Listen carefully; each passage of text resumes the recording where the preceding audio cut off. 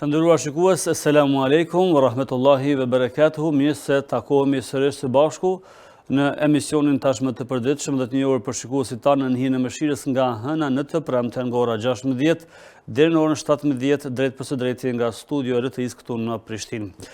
Për sot kam të ftuar Hoxhë Fadel Musliun nga qyteti i Prishtinës, ku do të flasim për rolin e hoxhës në shoqëri, por padyshim që qysh në fillim të këtij emisioni ju mund të bëheni pjesë duke kontaktuar përmes linjës telefonike, njëkohësisht edhe duke bërë pyetje me SMS, qoftë për temën që do ta diskutojmë, qoftë edhe për pyetje të ndryshme që ju keni nevojë për të marrë një përgjigje. Në këtë rast për sot mund të merrni përgjigje nga Hoxhë Fadel Musliu. Hoxhë, selam aleikum, mirë se erdhe. Aleikum selam wa rahmatullah, mirë se gjeta. Allah shpërblet, çu kaluat këtu ditë të para të Ramazanit?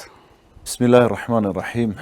Vërtet jemi të nderuar prej Allahut të madhruar që e kemi arrit këtë muaj të bekuar dhe dal nga dal veç që java e parë po shkon duke u përmbyll, po shkon as shpejt sa që njeriu nuk e imagjinon apo nuk e paramendon asnjëherë, sepse këto janë ditët e numëruara që thot Allahu i lartësuar ayyaman ma'dudat, ditë të numëruara. Dhe ditë e numëruara edhe kur janë të shumta ato ikin shpejt. E lere më kur janë të pakta, sikur tash që kemi një muaj, si kemi kaluar, besoj që deri në këto momente shumë mirë, apo edhe më mirë se sa kemi paramenduar, na jemi duke u kënaqur me Ramazanin, shpresojmë që edhe Ramazani të jetë i kënaqur me neve. Amen. Atëherë pra jemi dekoduar të flasim për rolin e hoxhës në shoqëri, që është temë në vete dhe është bege zgjeruar të pas parasysh rolin e hoxhallarëve, shekuj edukata më parë, po të flasim pika të shkurta. Pse ka nevojë shoqëria jonë për hoxhallar? Padyshim se shoqëria jonë, po edhe shoqëritë e tjera kudo që janë në botë kanë nevojë për njerëz vizionar, për njerëz që e kanë mision të mirën dhe promovojnë atë dhe e kanë mision për ta luftuar të keqen dhe për ta larguar atë.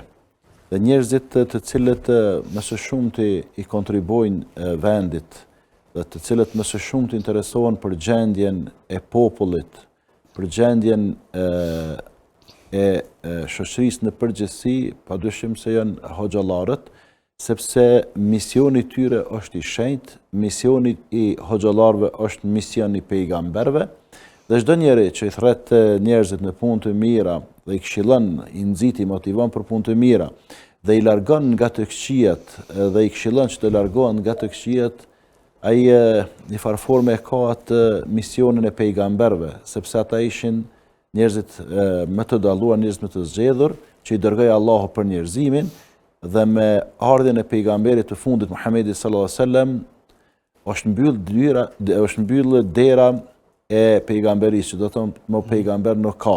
Mirë po i dërguari Allahut Muhamedi sallallahu alaihi wasallam ka thënë el ulama warathatul anbiya, që do të thotë dietarët, më konkretisht vendin ton hoxhallarët janë trashëgimtarët e pejgamberëve. Sepse pejgamberët nuk kanë trashëguar are apo argjend, nuk kanë lënë pasuni diçka që me marr prej tyne, por e kanë lënë diturinë. Dhe kush e merr diturinë ka marrë atë trashëgimin e pejgamberit sallallahu alaihi wasallam. Andaj ata të cilët 24 orë janë në shërbim të komunitetit, sigurisht se janë njerëz të rëndësishëm dhe sigurisht se shoqëria ka nevojë për kësi njerëz. Se dhe të tjerët nuk mund themi që s'kontribuojnë për vendin. Mirë po, dikush kontribuon në mënyrë institucionale, që do të thotë 8 deri në 9 orë, kryet orari i punës, i hek rrobat, edhe nuk mund ta gjesh asnjëherë ato nëse të duhet. E mbyll telefonin, edhe komunikon me telefon privat, me familjen edhe me rrethin e ngushtë. Ndërsa ne hoxh në xhami, hoxh shtëpi, hoxh në rrugë, hoxh në dyqan, hoxh në treg, hoxh shëtitje, hoxh në media, hoxh në kafeteri, kudo që shkosh, gjithkund jemi atë misionin e shajt të hoxhës, edhe gjithkund mundohemi me promovuar të mirën edhe çka me luftu të keqen. Atëherë kemi telefonatën e parë për sot, po inkuadrojmë. Nëse është ende në linjë. Aleikum selam. Aleikum selam wa rahmatullah. Mbas pari uroj Ramazanin gjithë besimtarëve dhe juve në studio. Faleminderit. Faleminderit, Allah shpëleft. O fjala kështu, zotri hoxh. Të thojmë si dënë gjenetit e Allahut edhe përjetësinë e Allahut që ne ka përgatitur për neve, o gjëra tërshme më i madh nuk ka kush ka se njëri me thosë të gjenetit edhe përjetësinë e Allahut. mos është mëkat apo xhenemli edhe ai që thot nuk i dua as xhenetet e përjetësinë e njerëzve. Se për shembull dikush i thot shtëpisë vetë pas apo si xhenet apo e pas apo një shëndet më të mirë si po thjesht si përjetësi kur të për një vujtje të madhe, është mëkat i njëjtë edhe këto me thonë është nuk po me thonë as si tu xhenetet e njerit edhe përjetësinë e njerit. A u kuptu pyetja? Po, rafës. Tamam, në rregull, faleminderit për telefonatën. Nëse s'ke pyetje tjera, ju përshëndesim, do të merrni pas pak përgjigje. Bereketu e mirupafshim. Aleikum selam wa rahmatullah. E kisha pak pa qartë. Po, sa i përket kësaj që e tha ky vëllau edhe që elaboroi edhe boni në fund si pyetje, ajo që ne e synojmë dhe që është qëllimi final është amshueshmëria, do të thotë xheneti i Allahut. Ndërsa dikush që thët e paske bo shtëpin si xhenet, ose e paske bo zyren, ose atë ambientin, këtu nuk është qëllimi ai xheneti i amshueshmërisë. Është qëllimi, do më thonë, për kohën në të cilën jemi. Sepse disa gjana që kemi në këtë botë, aq rregullohen aq mirë, sa që njeri prej dashnisë të madhe, ose prej pëlqimit të madhe, thët si në xhenet, edhe pse nuk ka krahasim fare, çfarë do që kemi arrit, çfarë do që kemi përkatit në jetën e kësaj bote, nuk ka ngjashmëri fare me xhenetin e Allahut. Këtë gjana që ka në xhenet janë të pa imagjinueshme me logjikën, me mendjen tonë. Kish me thonë dikush, pa s'ka gjana të ngjashme, vetëm emrat i kanë ngjashme. Për shembull, lumejt e xhenetit, emrin e kanë lumejt, edhe lumejt tonë e kanë lumenjit. Mirë, pa ka diçka të përbashkët asgjë. Ose ato pallatet e xhenetit. Edhe këtu ka pallate. A mund të krahasohen me ato të xhenetit? Asnjëherë. Ose ushqimet, ose pijet, ose gjitha ato. Kështu që nuk ka gjë të keqe, njeriu me komplimentu dikon, me thonë pas ke bosh shpinë kështu apo ashtu, mirë po ka të keqe me pretendu që kjo është e amshueshme, kjo është shtëpi, ose shëndeti, ose pasuria, ose trashëgimtarët, ose autoriteti. Këto nuk janë të përjeshme, këto janë të përkohshme. Përjetësia fillon pas ditës së gjykimit, kur besimtarët futen në xhenet, edhe Allahu dëshon mirësiardhje dhe atje nuk ka më fund, aty mbesin për gjithmonë. Atëherë kemi telefonat tjetër, inkuadrojmë. Po, selam aleikum. Alo, mirëmbrëma. Mirëmbrëma, përshëndetje. Përshëndetje. Selam aleikum hoc. Aleikum selam. A deshta mi a bëni pyetje. Por nëni? Unë jam me kancer gjiri që 2 vite dhe ende po shërohem. Jam ende me terapi dhe ka që 2 Ramazane që nuk jam të agjeru. Sepse mjeku nuk po ma leja. Se jam ende me terapi. Hoxhën e ditë për natën e Ramazanit ku mora vdes dhe kam falë 2 recate në file namaz dhe kam ra me fje. Në unë isha as në gjumë, as e qut, a disin klo. Vetëm kër e kum vrejt se dikush ka ardhë dhe ma ka prej kryt edhe ushtri afër me e ka fje. Deshta vetëm një këshill prej juve. Në rregull, do të merrni pas pak përgjigjen. Faleminderit që u bët pjesë e këtij emisioni. Selam aleikum. Pra ka kancerin e gjirit që 3 vite, mjeku nuk pëllon me agjëru, por pastaj jam me terapi dhe lidhi këtë çështjen e ëndrrës. Po, se përket kancerit është një smundje, kisha me thonë normale, ma është bo diçka e natyrshme, sepse çdo njëri dikon pe ka, një të afërm, një meka, një dashamira, një familjara, një fëqi pe ka që është diagnostikuar me kancer. Në fakt, fetarisht na qysh mëtje kemi thonë që nuk do të me marë si shqetësim të i mase, sepse nuk është kanceri ai që ta rrezikon jetën, nuk është diabeti që ta rrezikon jetën, nuk është ai tjetër apo ai tjetër, sepse të gjitha këto smundje, të gjitha këto dhe të ngjashme kanë shërim. Vetëm 2 gjana në këtë botë janë procese të pandalshme. Pleqëria më ka shërim. Mundet njeriu me hekuros fytyrën, e me hjek rrudhat, e me lyth fytyrën, e me bosit plastikës, po a mundesh me nal pleqërinë me thonë tash i kam 15 vjet? Jo s'mundesh, nëse i ki 50, i ki 50. Mundet njeriu me mbill flokët, apo mjekrën, apo me ngjyros, ka këto mundësit.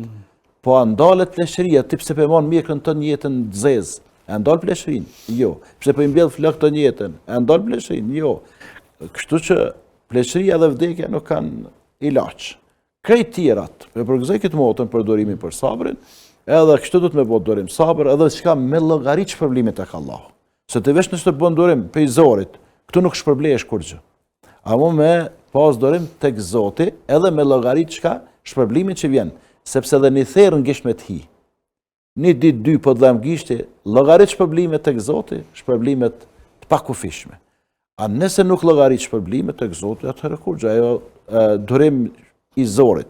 Kështu që të llogarit e shpërblimin tek Allah, mbështetju Allahut, lutë Allahun me të shërue, pse nuk ka agjerue, është rekomandimi mjekut ta din gjendje më mirë se hoxha, ti një herë pusha, kur të kalojsh këtë fazë të kurimit, shërimit, inshallah pastaj kur të forcohesh, fillon me i kompenzuar ditët që të kanë mbet.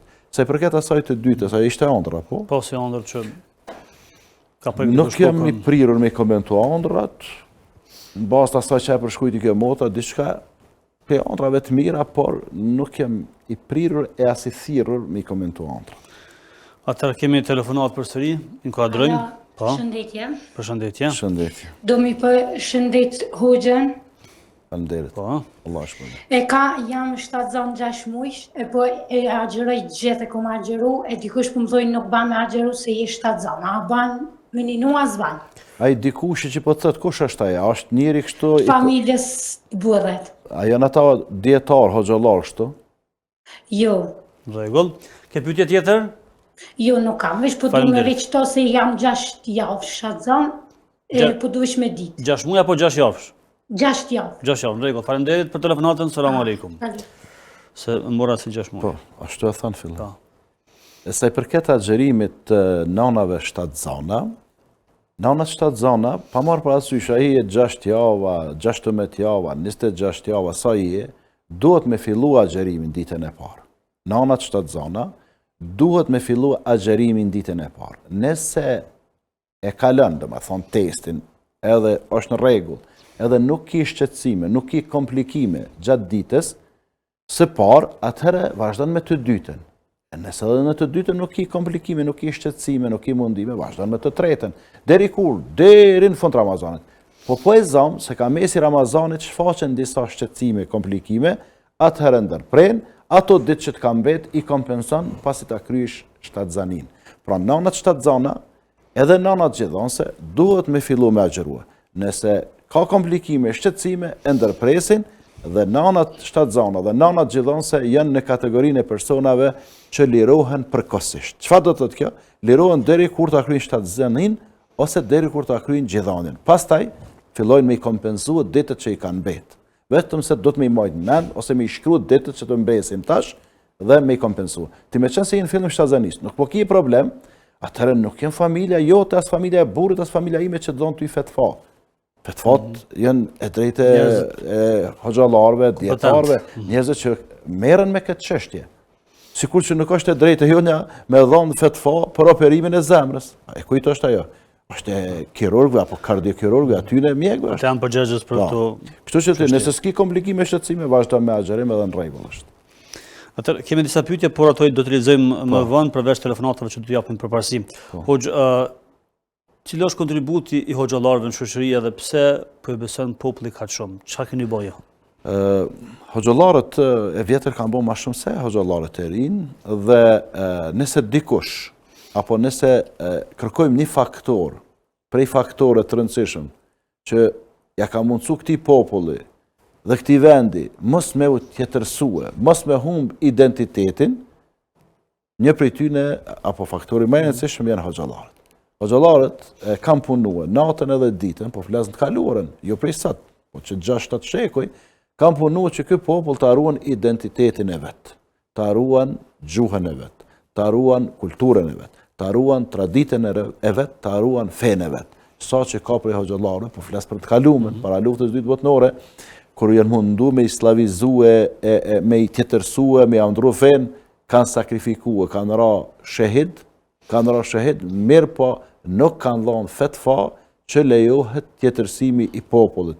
Me u bë me fe tjetër, apo me u bë me nacionalitet tjetër, e aty pastaj hin gjuha, kultura edhe të gjitha ato. Dhe misioni tyre ka qenë, është dhe do të mbetet misioni shejt, dhe populli dal nga dal është duke kuptuar këtë realitet që hoxhallarët nuk janë shërbim të popullit për shkak të anës materiale, se po e them sinqerisht, për një pagë, se merr sot një imam në Kosovë, apo më konkretisht në kryeqytet, nuk besoj që ndonjëri prej nesh ish lidh me xhamatin e ish lidh me xhamin, sepse ku do të kish shku tjetër, edhe mësues me hini fshat me 3 nxënësa e ki pagën më të mirë se sa paga e një imamit. E atëherë çka po të mban ty? Po të mban misioni që është i shejt. Po të mban kush lidhja me Zotin. Edhe po të mban kush shpërblimi që ke tek Allahu. Sepse njeriu në jetën e kësaj bote, nëse bëhet shkaktar vetëm një njeri me kthy në rrugën e Zotit, me largu për rrugës shejtanit, edhe me kthy në Islam si duhet, marrë dhe mirë, atëherë për te është më mirë se sa dynjaja dhe çfarë kanë të prej të mirave. Pra mendoj çka do të thotë kjo. Nëse një breng, një hall, një mërzi ka arrit me ja largu dikujt prej familjarëve, apo për fëmijëve, apo për xhamat, apo për shoqërisë që i kemi këtu, për popullit, ti e bësh shkaktar dikujt me ja lehtësoj jetën. Kjo është pasuri e madhe. Ka më ta lehtësu ty Allahu, edhe jetën këtë botë, edhe jetën e varrit, edhe jetën e amshushme.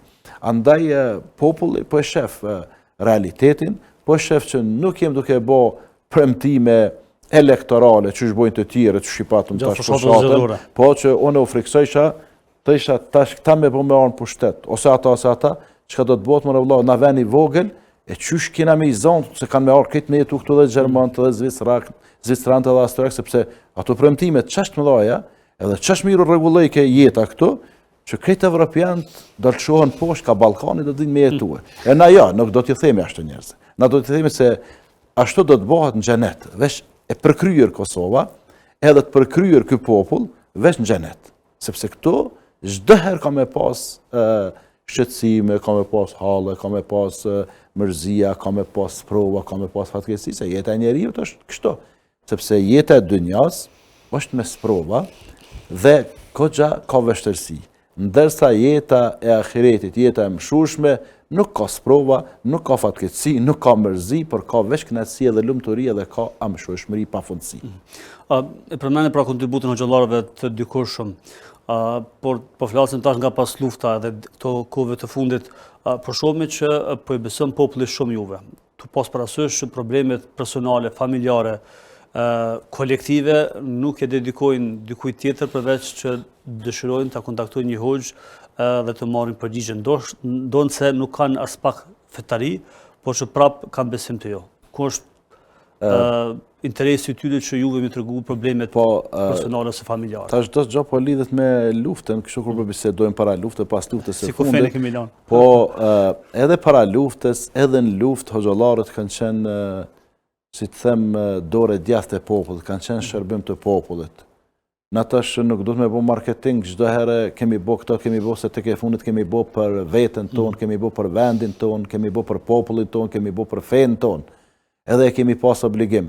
Mirë po, dihet që me qindra kanë marrë pjesë aktive në luftë, me dhjetra janë të vrarë, me dhjetra janë invalid të luftës, e ka edhe me dhjetra të rrarë, të maltretuar, e të burgosur, e cagatosur, e të lënduar, e kuta dione, dhe pas luftës, populli normal që i shikon këto gjana, populli, edhe pse duket që nuk i merr vesh senet, i merr dal nga dal, po i shohin gjanat, dhe ajo që e thatë ju, që është bo hoxha sot, referenca po adres e njerëzve që qenë edhe fetar, edhe këto po evrej vetën.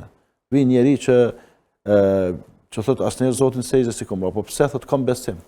E para thot, e dy që jeni në rrugën e Zotit, e dyta që e mani atë, do më privatsin, sekretin tim, edhe treta nuk e lidhi me anën materiale. Asë njerë s'ka ndodhë, për këto vite që i kam une, që me i thonë dikujt eja dhe termini është nga ora 13 deri në ora 13:30, çmimi është kaq, edhe mos mu brengos më tutje. Jo, absolutisht. Pra, punore pa termine. Termini vjen, ulesh, as gjatë 30, a 40, a 50, a një orë. E din që ka njeri që vjen, edhe për i prendimit, ju kanë grumbullu problemet për 3-4 vite, edhe flet një 40-50 minuta, edhe kur i thunë fund të pyetja, jo thëtë s'kom pyetje hiç, veç thëtë kom pas shef një njerit besueshëm, sikur ti, jo si fadil, po si hoxh, thëtë mja të regu jetën tam, edhe u kry. Pra, thëtë populli më është fry. Po me është fry, po me qitë ato që ka brenda, edhe në fund pastaj kur të ngrihet shkon, ti dëshiron tona të mirat, sa të kam bërë, s'm ki bërë kur gjë hiç. Absolutisht. Pse ne nuk kemi atë ordinancë sikur të mjeku. Merr frym thell, hape gojen, apo kollitesh, kolleto 20 orë. Jo sot dol, çat janë sportel kur dilsh, se ngushtohet drejt me thonë ashtu. Pra ka administratë. 20 janë këta më të thjeshtë se më ka ra kontrolla me 40 edhe me 50. Ka kontrolla të shtrenjtë. Kemi telefonat nëse është ende në linje, po e inkuadrojmë. Selam aleikum. Selam aleikum. Aleikum selam. Aleikum selam. Tërta hoxhës një pyetje. Po. Kam i bën analizat e gjakit, a prishet agjërimi ajo? Analizat e gjakut. Në rregull, faleminderit për telefonatën. Faleminderit, zoti është përbleft. Amin gjithë inshallah. Amin. Analizat e gjakut nuk e prishin. Bëni lirisht, kur farë problemi nuk është gjaku qipet për analiza, nuk e prish agjërimin. Atëherë hoxh, çka po mësohet në xhamia dhe në takime ndryshme që keni brenda dhe jashtë vendit, jashtë Kosovës? Çka po ligjëroni që po vinë edhe këngëtarët edhe artistat edhe njerëz që nuk u mungon asgjë, të paktën nga pamja jashtme, por që ajo brendshme shpirtërorja super gjenë askond përveç sepse tek xhamia tek ibadetit tek fjala e Zotit. Sigurisht, ju po thoni si mungon asgjë, ju mungon shumë. Ju mungon ajo prehja, ajo qetësia shpirtërore. Se ana fizike dhe ana materiale është kombinacion, po, ana jashtme e tyne, do thot ana shëndetësore, ana fizike është në rregull, ana materiale më është shumë mirë po është ai bashllëku që është mbledh me vite dhe nuk kanë mujt asnjëherë me ngop shpirtin, edhe pse kanë provuar në fusha të tjera, edhe në fund e kanë gjetë se po përmbushen, po plotësohen, edhe po rehatohen duke u kthyer tek Zoti, duke ju përul Zotit, duke ju lut Zotit natën edhe ditën. Çka po ligjërohet xhamia?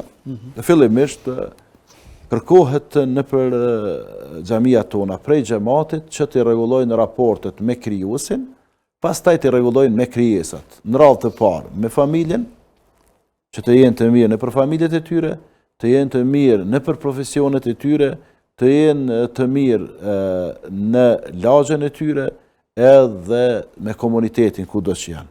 Me një fjalë, kërkohet prej besimtarëve musliman që të bëhen të dobishëm, që të bëhen të suksesshëm, që të bëhen ardhmëria dhe perspektiva e këtij vendi. Dhe këto po e synojmë, edhe koxha mirë po e arrim, sepse tash kushdo që i viziton xhamiat, jo vetëm në Ramazan, edhe jashtë Ramazanit, kije të gjitha profilet e mundshme. Mas pakti, ka të pashkolluar, mos me thonë fare. Vetëm ata që kanë kalu 80, që ndoshta nuk kanë shkolla. Se këj tjeri kije dhe të thot njerëz të ngritur, intelektual, fytyra që kanë ndikim këtë popull edhe në këtë vend. Dhe normal se xhamia e përmbush çdo njerin prej besimtarëve musliman, që atë përmbushje apo atë plotësim nuk e gjenë në asnjë vend apo në ndonjë institucion tjetër. Çka po ju ofrojmë në xhami? Po ju ofrojmë ofertën e Islamit, të cilën nuk e kemi zgjedhë ne, po e ka zgjedhë Allahu, po ja ofrojmë ato që popujve të tyre shekuj me radhë u kanë ofruar pejgamberët. Po ju ofrojmë lumturinë, po ja ofrojmë qetësinë, harmoninë, edhe kanë prehjen. Edhe në fund po ja ofrojmë xhenetin e Allahut, jo se hoxha të jep këto. Këto të jep Allahu, vetëm se hoxha është çka udhëzues, tregon se kjo rrugë, po kjo rrugë thot është e drejtë. Pastaj, ndoshta këto rrugicat janë rrugicat të njerëzve të devijuar. Kujdes prej tyre. Tash njeriu ti mbetet me zgjedh. Qysh ka thënë pejgamberi sallallahu alajhi wasallam, ka thënë shembulli im dhe shembulli i njerëzve është sikur shembulli i atij që ka një zjarr, është një zjarr aty. Thot edhe kur ndizet zjarri e ke po çysh vin ato insektet. Thot edhe ky mundohet me të dy durt, mundohet me i ndal. Shumica largohen prej zjarrit, po disa e ke po shkon edhe atë rreth zjarr atje. Edhe shembulli im thot është kështu, ne mundohemi largu njerëz prej zjarrit. Edhe ne po mundohemi. Po mundohemi që jo vetëm ky popull, po krejt njerëzit kudo që janë edhe popull të tjerë, po dëshirojmë xhenetin. Se çka përfitojnë nëse digjet zjarri në shqiptara, një Ashkalia, një Roma, një Angleza, një Amerikana, një Araba. Çka përfitojnë nëse digje dikush zjarë xhenemit? Asgjë përfitojmë. Ndërsa nëse unë bëhem shkaktar që dikush qoftë nga vendi këtu apo jashtë vendit kthehet në rrugën e Zotit, atëherë kjo është edhe për mua një sukses i madh, po edhe për ata është arritja e qëllimi final që është xheneti dhe kënaqësia e Allahut. Pra ne fatikisht jemi pjesë e kësaj dhe dim çfarë ligjërohet, çfarë mësohet në xhamia dhe ndikimi i xhamiave edhe në Kosovë edhe në diasporë. Për diasporë është e qartë, meqense se dhe jeni nga hoxhallarët që frekuentoni shumë shpesh në diasporë, e kemi pa që është shumë e rëndësishme çështja e asimilimit, që ata që shkojnë xhamia nuk kanë problem me familje, nuk kanë problem me gjuhën, krahasim me të tjerët që gjenerata e tretë pothuajse janë të asimiluar. Në diasporë, me thonë të ashtu me sinceritet, xhamit kanë një rol edhe ndikim shumë atë madh se sa xhamit që i kemi këtu në vendin tonë. Në diasporë, me thonë xhamia ndash konsideroje si lloj universiteti ose si lloj fakulteti, si lloj shkolle, si qendër ku të bohen besimtarët, po edhe jo besimtarë ka raste që vinë aty, vinë edhe të komuniteteve të tjera, ose si kopsht ku shkojnë fëmija, ose si këshillimore ku këshillohen të rritë edhe të rejat, dhe në fund është edhe faltore ku falet namazi, edhe ku ligjerohet, po është vend edhe argëtimi, dëfrimi, rekreimi, kuptohet argëtim, dëfrimi, rekreimi në halal. Dhe është vend konsultimi ku konsultohen besimtarët me njëri tjetrin, dhe nëse ka mbet ndonjë institucion që është i sigurt që po e ruan identitetin e popullatës sonë në diasporë, siçërisht po them, edhe për ata që janë praktikues të fesë, le të shkojnë se aty është xhamia. Aty ligjerohet shqip, aty flitet shqip, aty mendohet shqip, aty jetohet shqip, aty jetohet dhe përjetohet ajo tradita e ngrohtë që kemi pas shekullore, ajo kultura jon, edhe gjuha jon e lashtë të cilën e kemi.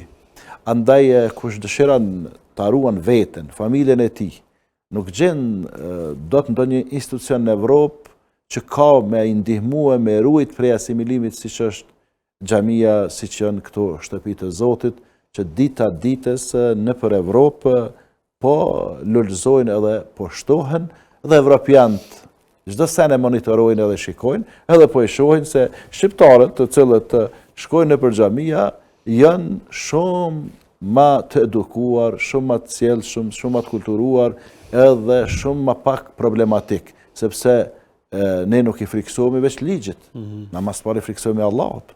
Andaj, ai që i bën sejdë Zotit, ai se vjedh shtetin austriak, shtetin gjerman, shtetin zvicran, italian apo tjetrin.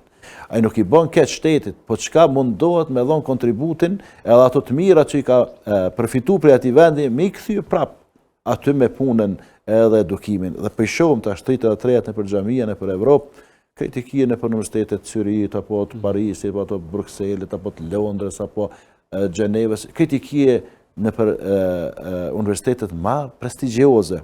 Edhe sot në çdo drejtim elhamdulillah kemi prej komunitetit tonë atje që na përfaqësojnë denjësisht edhe e përcjellin mesazhin se Islami është kjo feja që ne e mësojmë nëpër xhamia. Ata po lexon disa pyetje meqense janë të shumta, thot a ban më fal prej imsakut derisa të hyn, sa thirrë zoni sabahut. Prej imsakut derisa të hyn në zonë sabah. Po, ajo koha është për më përgatit për namaz. Për më përgatit me pritet zonën e pastaj më fal. Thot kemi telefonat në fakt apo inkuadrojmë. Selam aleikum. Aleikum selam. Po, nani.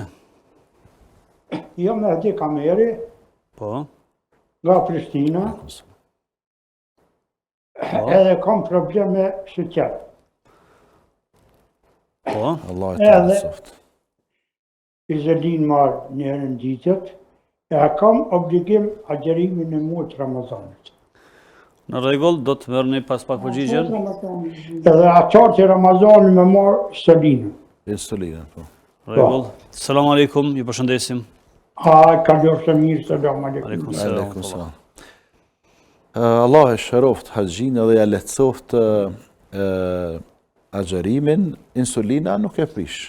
insulina, nuk e prish agjerimin. E ke për obligim vetë gjykoje.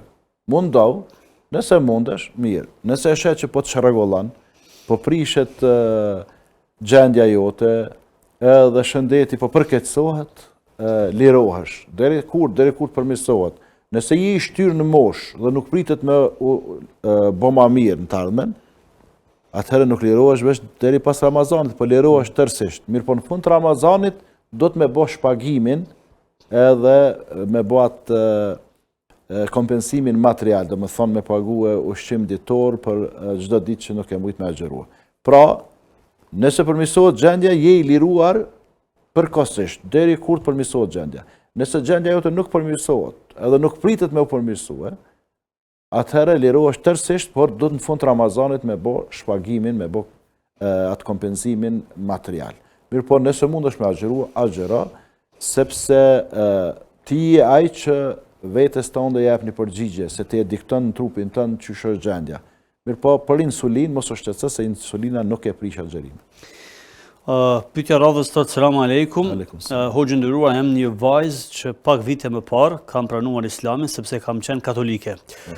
Doja të pyesja, më ka ndruar jetë baba im para 2 viteve, normalisht ai ka qenë katolik dhe mua më vjen shumë keq që nuk ka arrit baba im ta njeh të vërtetën dhe ta pranoj Islamin. Po edhe në fen katolike nuk është që ka qenë praktikues fare dhe çfarë mund të bëj unë si vajzë për babain tim që të pranohen sepse e di që lutja e familjes dhe sadakat akoma vazhdojnë për njerëzit që ndrojnë jetë. Këtë rast si gjykimi për babain tim që ka vdekur si katolik. Vërtet që prej punëve më të mira që mund ta bën i gjalli për të vdekurin është lutja, duaja. Është e vërtet që kjo është fakt i pamohueshëm. Mirë po, lutja që Allah ta falë, Allah më shëroj babën tim, ose më shëroj nanën time, kushtëzohet që i vdekurit të ketë qenë musliman. Kushtëzohet që i vdekurit të ketë qenë musliman. Andaj, ti çfarë mund të bësh? A mund të thuash, o Allah, bëne babën tim prej banorëve të xhenetit. Qysh me bë kur ai ka shku pa la ilaha illallah Muhammedur Rasulullah? Është shumë servilizëm i skajshëm unë me thonë, po ti lutu tani ndoshta bëhet diçka, jo s'bëhet kurrë. Se edhe pejgamberi sallallahu alaihi wasallam i kërkoi Allahut që të lutet për prindrit e tij, Allahu nuk ja lejoi atë. Ndërsa kërkoi që ta vizitoj varrin e nanës, Allahu ja lejoi dhe Allahu i tha: "Wastaghfir li dhanbika wa lil mu'minina wal mu'minat." Kërkoj falje Allahut për gabimet e tua, edhe për besimtarët edhe besimtarët.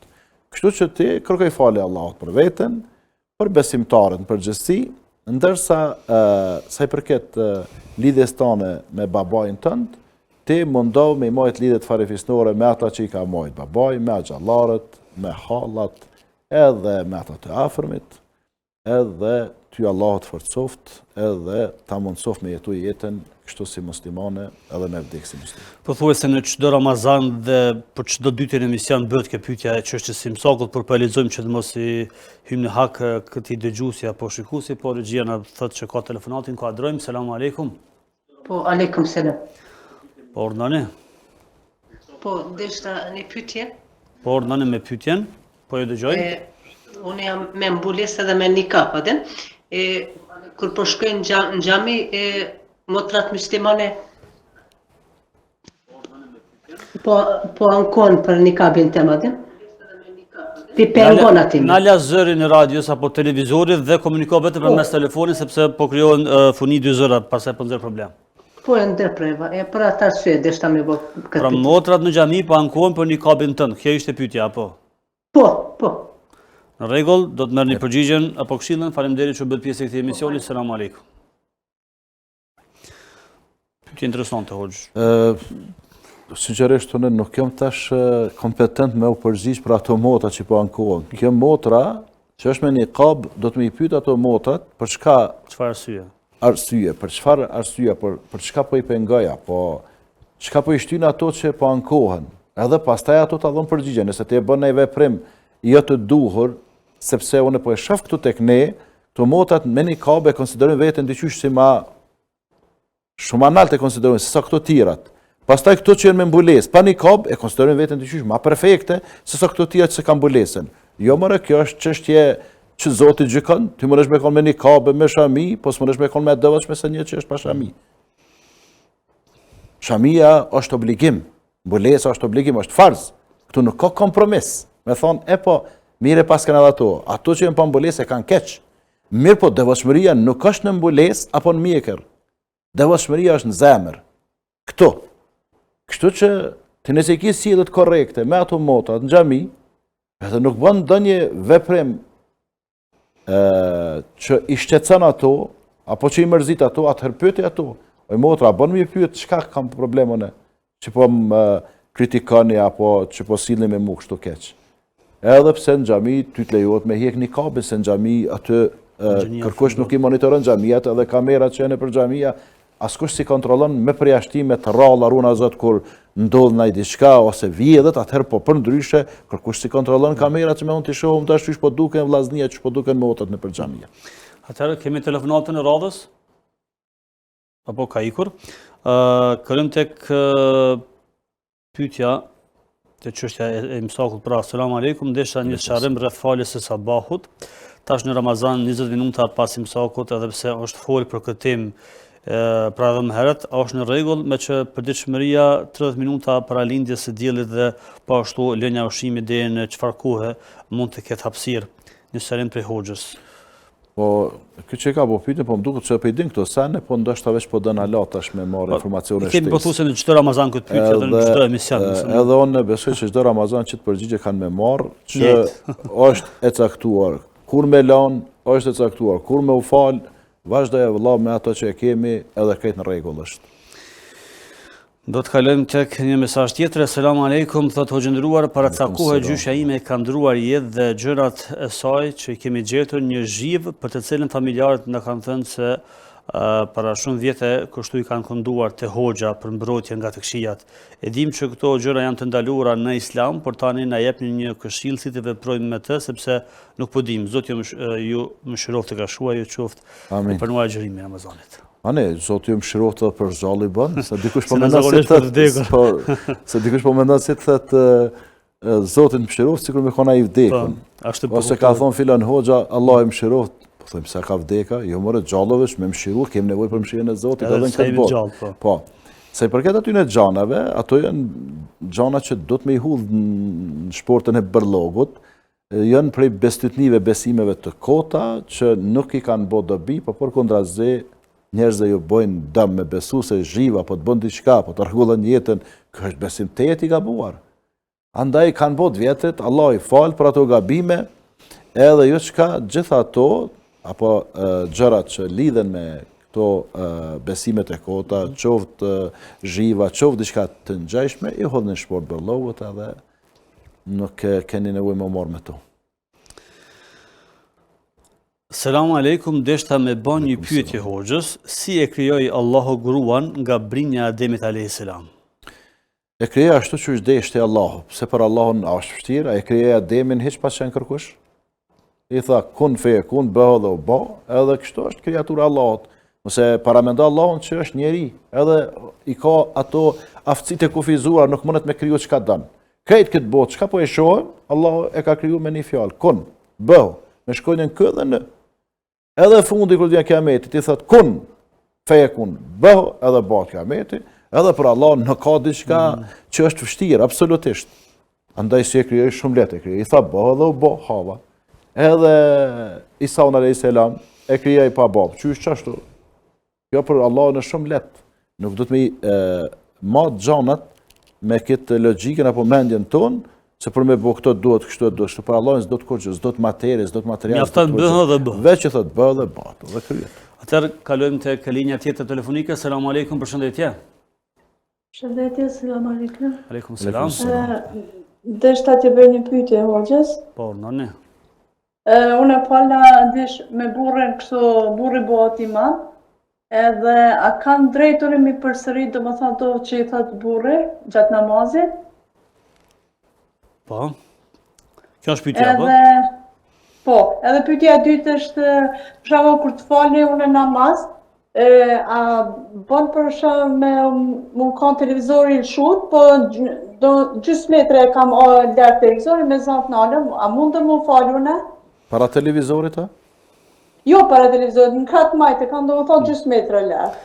Në rregull, do t'i merrni pas pak përgjigjet. Faleminderit që u bët pjesë e këtij emisioni. Ju përshëndesim. Faleminderit edhe juve, selam aleikum. Aleikum selam. Fal namazin bashkë me burrin. Po, sa i përket namazit me burrin, mirë është mos me fal namazin me burrin, se burri do të më fal në xhami motër, e ti falesh në shtëpi. Çështu është, xhamia është për burra, ndërsa shtëpia për fëmijët e vegjël dhe për gratë. Po tash për arsye të justifikueshme, nuk po më i ka burri me dal, atëherë ai del përpara ti falesh mbrapa. Ai lexon, ti e dëgjon. Jo ai lexon, ti lexon. Ti do me thonë, e pasan imamin. Te e pasan imamin. Dhe ato surët që i kënën, me za Fatiha, nëse për shemull, inata, ose kullu Allah, ti nuk i lexon. Se për këtë televizorit, një gjysmë metre, tu falë, unë mendoj që ta hub përqendrimin, sepse zonë është ndalën, pa ato fëtët, ngjyrat, bardhat, kaltërta, të kuqet, zeza, ato lëvizjet ta hupin përqendrimit, shpërqendrojnë. E ne jemi të thirrur që në namaz të jemi të përkushtuar, të përqendruar me tërqenjen, do të me mbyll telefonin, me mbyll televizorin, me mbyll radion, edhe me kon i koncentruar, sepse tash po shputesh prej krijesave, po lidhesh me krijuesin. E nuk mund në të kohë Allahu Ekber, telefoni aty dhe më shiku mesazhet, kush po më shkruan më tash, zili atje po bën të dera, kush po na thirrë më tash, televizori atje, fotografi, ngjyrat, ku ta diun, çka po çet. Këtë këto ndikojnë për me të largu për namazit. Kështu që të gjitha këto i largën, lidhesh me Zotin. Allahu Akbar, Allah është më i madhi, këtë tjerat janë dvogla.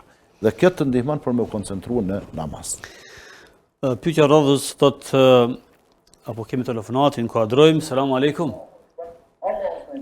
Selam aleikum. Aleikum selam.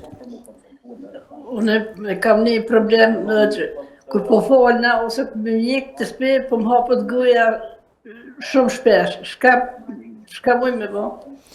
Në rregull, faleminderit nderuar për telefonatën, një përshëndesim, selam aleikum. Duket që është në moshë. Po më mërmeni që të merë gjumi, e pusha pak ma shumë edhe e kalon me emën Zotit, mos u bë marak. Atëherë shkojmë tek mesazhet e radhës, të cilat na dërgon Energjia andej në studion tjetër. Thot, deshta me pyet hoxhën, a lejohet me përdor tableta për shtyrjen e ciklit menstrual që në mënyrë mos përprish agjërimin? Jo, nuk lejohet, se ciklin menstrual nuk e përzgjedh ajo motra, e asaj tjetër atë e përzgjedh Allahu. Vjen cikli kur e ka kohën edhe shkon me kanë që do të menajt pa cikël në Ramazan. Edhe me kanë që të shtohet devotshmëria pa cikël, Allah i kish mundsue 19 muaj me cikël, e në Ramazan kish thonë grave ju kishtë thonë, tash jeni të lira, s'keni me pas ciklin. Po Zoti ka përzgjedhur, ndoshta edhe në 10 e fundit, kur jemi në kulminacion të adhurimeve, të lloj-llojshme, kur jemi në kërkim të natës e katërt, ndoshta dikush prej motra është me cikël. E tash, ama shumë ajo ja don të mirën veti, a Zoti, jo Zoti ta don ty të mirën më shumë se ti vetvetes. Kështu që nuk ka nevojë me përdor, sepse ato kanë edhe çka e kanë edhe një rol apo kanë edhe një ndikim negativ, që pastaj bart pasojat në muajt apo në vitet në vijim.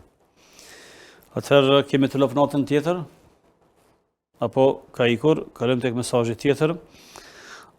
Thot, selam aleikum hoxh, shoh ëndra shpesh dhe një 4-5 herë po ëndër të bë tërmeti, a ka ndonjë domethënie apo jo? E thash edhe në fillim të emisionit, nuk jam i prirur për me komentua ëndra, ato në më shumë me këto xhgandrat, me këtë realitetin e me realitetin e po, me ëndra jo. Atëherë përshëndetje për telefonatën e radhës.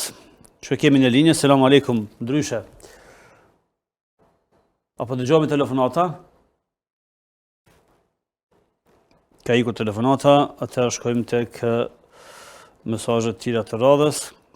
Kemi pyetje të vazhdueshme për çështjen e takvimit, por që besoj që përgjigjja e parë mjafton edhe për pyetjet tjera të cilat takvimi veç po duam të sqarojmë, takvimi është i kontrolluar prej njerëzve kompetent, edhe ata të cilët merren me takvimin janë përgjegjësit. Nëse ata diçka kanë bë në lëshim, Zoti i fal, sepse ata po mundon me bë më të mirën, nëse e kanë qelluar, Allahu i shpërblen. Kështu që ne kemi një institucion që vetë të gjithë ne edhe ju jeni pjesë e atij institucionit, Bashkisë Islame, dhe tash hoxhallarët krejt nuk mundna na me buka një takvim.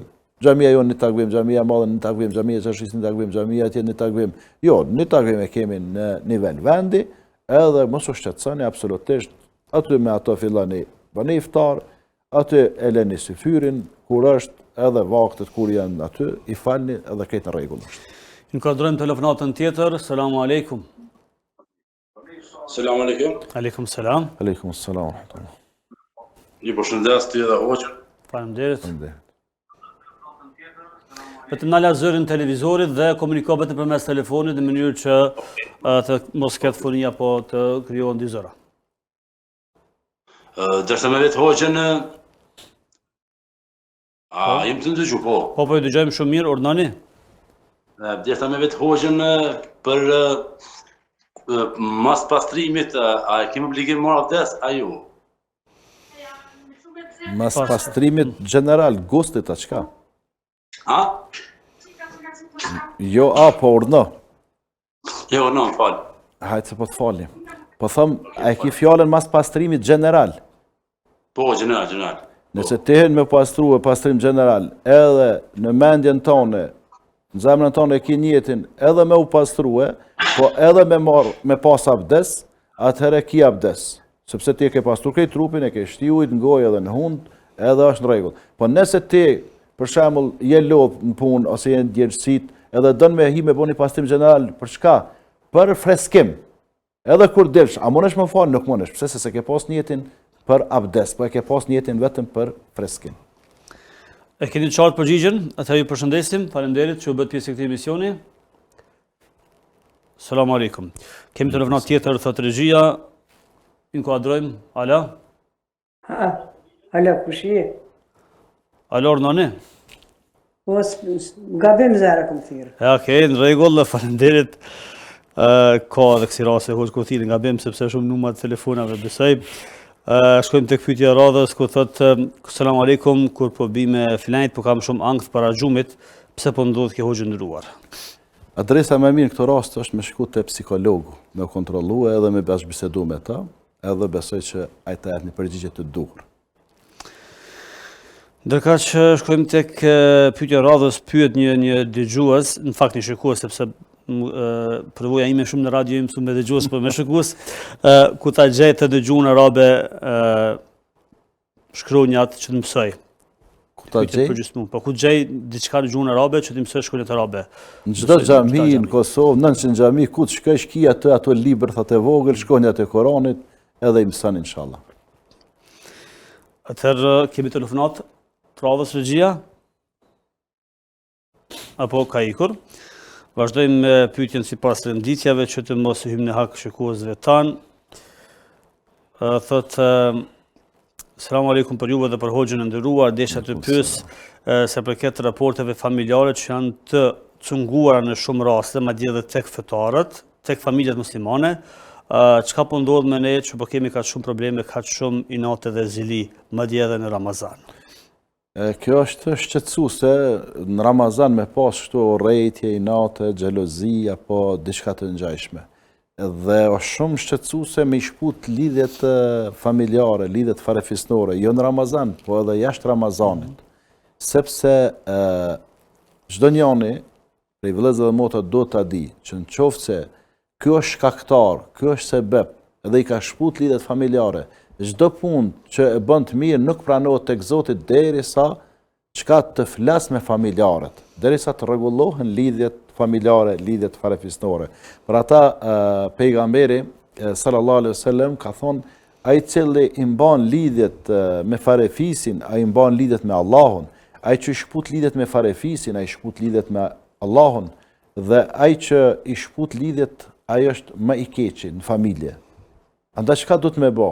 Duhet me i fol atij që nuk flet prej familjes apo farefisit. Duhet me i shku atij që nuk të vjen. Duhet me i dhon atij që nuk të jep. Kjo është mbajtja e lidhjeve farefisnore. Dhe cili është më i mirë? Ai që i flet i pari. Ai që i flet i pari. Kështu që çdo njeri prej nesh në familje kemi dikon që ndoshta nuk e meriton fort me u marr me ta. Po na për hatër të Zotit nuk e gjujmë, nuk e hudhim jashtë. Sepse familjen farefisin ta ka zgjedh Zoti, të mirë të këqij është për zgjedhja e Zotit. Edhe të këqit janë sprovë për të mirët, dhe janë një lloj testi për të mirët. Ndërsa shoshnin, e merr telefonin, edhe i fut vet aty këndon ti, pe shokëve, ose merr një letër edhe i bën pe shokëve këndon ti. Ndërsa familjen farefisit ta ka përzgjedhur Allahu, kështu që mos të jemi kundër përzgjedhjes së Allahut, por çka të mundohemi të mbajmë lidhjet me farefisin, sepse shkputja e lidhjeve me ta është direkt shkputje e lidhjeve me Allahun e madhëruar. Atëherë linja telefonike është ndërprerë, po ashtu edhe mesazhet, me qenë se jemi ka fundi këtij emisioni, na metën shumë pyetje se përket temës hoxh, por pika të shkurta tek roli hoxhallarëve që është munduar u po flas nga pasuta sepse e mboj mend sepse kuptohet kam qenë fëmijë, pra po vazhdimisht ka luftra të ndryshme edhe në aspektin medial, edhe të çarçeve ndryshme që me minimizu rolin e hoxhallarëve. Përkundër asaj vazhdoni të ngriteni edhe me pas besueshmëri më të madhe në shoqëri. Pastaj edhe hapësira e madhe në media, po flasim mediat laike që vazhdimisht joftojnë për trajtuar tema ndryshme që prini me shikueshmëri. Mendoni që Piotrasit po të nderuar apo po të shfryzuar për shkak shikueshmëri sepse e kam pa që po i dën populli. Sa i përket asaj që flasin edhe ka propagandë kundër hoxhallarëve, nuk ka diçka e re, se na kemi jetuar në një shtet apo në një sistem komunist kur për 50 vite është shoh hoxha, është shoh feja, është shoh xhamia, është shoh medreseja, është shoh bashkia islame. Kjo nuk ka diçka e re, po është pak e çuditshme që tash pas lufte kur gjonat janë të qarta, sikur diellin 12 ditës, ti s'mundesh më thon han ose më i thon diçka tjetër, se ajo është planeti, domethënë i njohur dielli, e disa po mundohen me fshet diellin me dorë, por nuk fshehet drita e diellit. Edhe roli dhe ndikimi i hoxhallarëve është i pa evitueshëm, s'mundesh me largu ti, sepse është realitet. Kështu që etiketimet e këto kanë qenë janë, unë besoj që do të mbeten prapë. Ne kemi pa edhe në 2014 në arrestimi që me thonë spektakull mediatik ka qenë spektakular në që kom të me shujt që e banë në thu që ku me di që ka po bojnë, në fund krejt dullin të pafajshëm. Tane nuk e bëjshin në njërë spektakulare medale me thonë u liruan të pafajshëm e mi kërku fale e krejt ato sende.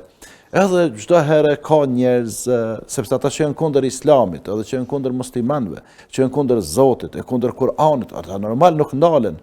Ka njerëz që ushqimi i tyre shpirtënor është me pa keq edhe me bo keq.